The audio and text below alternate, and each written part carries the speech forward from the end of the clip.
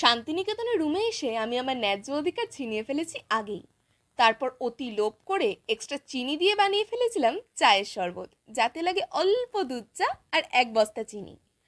পরের দিন সকাল সকাল ফুলকো লুচি আর সাদা আলুর তরকারি গিলেই মিষ্টির খোঁজ করায় আবার সেই চা দিয়ে বলল শরবত করে খেয়ে নিন।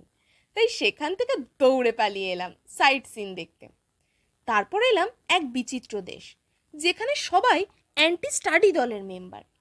এই যে পুতুলগুলোকে দেখছেন, এদের জোর করে পড়তে বসতে বলায় তারা এখানে সুইসাইড করেছে। আর সবচেয়ে বেশি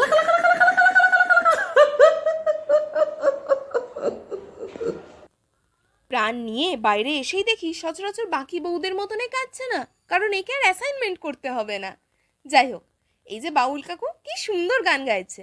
মরমে মরমে জ্বলছে আগুন আর নেবে না মরম।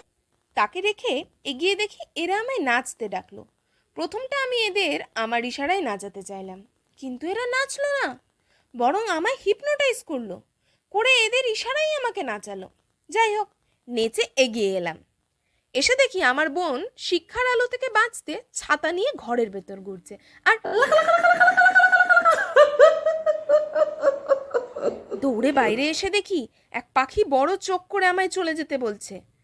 ওখান থেকে পালিয়ে এলাম আমি আমার প্রো প্রো প্রো প্রো পিতামহের রাজবাড়িতে। তোমরাও দেখো আমার দাদুর কত বড় বাড়ি, তাও কিন্তু আমার কোনো অহংকার নেই।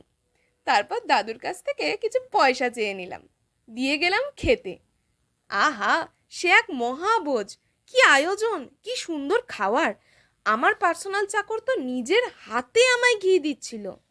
বুঝলে না? কে কে আবার? আমার বোন। তার থেকে বড় পার্সোনাল চাকর আমার কেউ আছে নাকি?